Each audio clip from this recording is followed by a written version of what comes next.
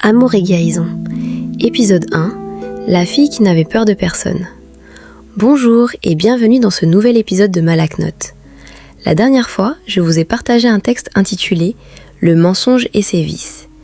Ce texte était le prologue de cette série autour du mensonge. Dans ce texte, je racontais comment le mensonge s'était présenté à moi comme un ami avant de devenir mon geôlier.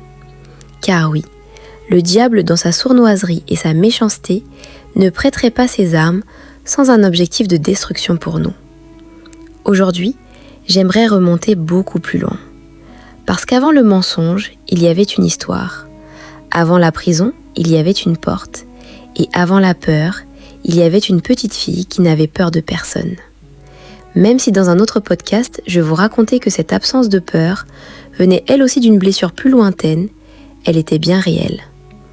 Lorsque les gens me rencontrent aujourd'hui, ils ont souvent du mal à imaginer la personne que j'étais autrefois. Parce qu'il fut un temps où je n'avais peur de rien. Je suis née en Afrique, dans une famille chrétienne. Mon père, pasteur, ma mère, chantre. J'ai grandi en entendant parler de Dieu. Je savais qu'il existait. Je savais qu'il sauve. Je savais qu'il est puissant. Mais je vais être honnête avec vous. Je ne le connaissais pas encore comme mon sauveur personnel. Je suivais mes parents. Je faisais ce qu'on me demandait de faire, mais ma relation avec Dieu n'était pas encore devenue mienne.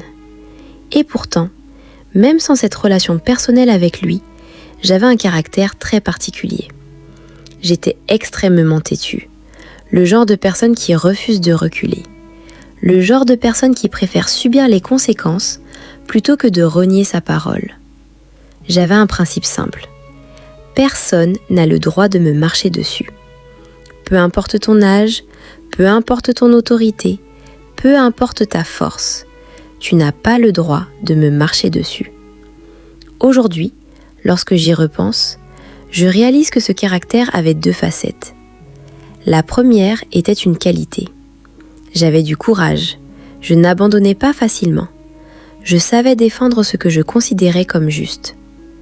Mais il y avait aussi une autre facette, une facette plus sombre. Je ne savais pas plier, je ne savais pas céder, je ne savais pas toujours écouter. Je répondais parfois aux adultes, je pouvais me montrer agressive, je pouvais me battre avec des personnes plus fortes que moi. Je pouvais aller très loin, simplement parce que je refusais qu'on me domine. Avec le recul, je crois que beaucoup de personnes auraient appelé cela du caractère. Aujourd'hui, je pense qu'il y avait aussi beaucoup de blessures derrière cette attitude. Parce que je crois que lorsqu'un enfant ressent constamment le besoin de prouver qu'il est fort, c'est souvent qu'une partie de lui se sent vulnérable. Mais à l'époque, je ne comprenais pas cela. Je me voyais simplement comme quelqu'un de fort, quelqu'un que rien n'impressionnait, quelqu'un qui ne reculait devant personne. Et puis, il y a eu la guerre, l'exil, les séparations, les changements, le Cameroun. Lorsque nous traversons certains événements, nous croyons parfois que nous restons les mêmes. Mais les épreuves laissent des traces. Elles modifient notre façon de penser, notre façon de voir le monde, notre façon de réagir.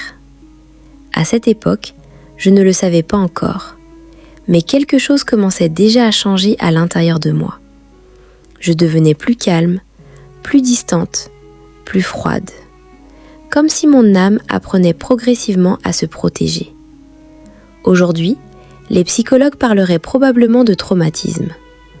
Ils expliqueraient que lorsqu'une personne traverse des événements difficiles, son cerveau développe des mécanismes de survie. Ces mécanismes ne sont pas forcément mauvais, ils sont même souvent nécessaires. Ils aident à continuer à avancer malgré la douleur. Mais parfois, ce qui nous protège pendant une saison finit par nous enfermer dans une autre. Ce que j'ai appris à mes dépens, car je crois que c'est exactement ce qui commençait à se produire dans mon histoire. Pourtant, malgré tous ces changements, il y avait encore une chose qui n'avait pas bougé. Je ne vivais pas dans la peur. Je pouvais être blessée, je pouvais être en colère, je pouvais être têtue, mais je n'étais pas encore dominée par la peur. Et c'est là que se termine cet épisode.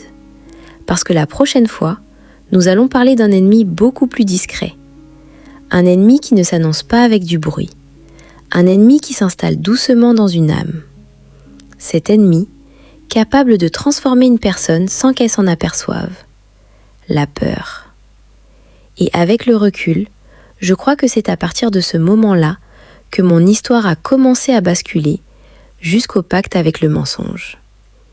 À bientôt pour un nouveau Malak Note.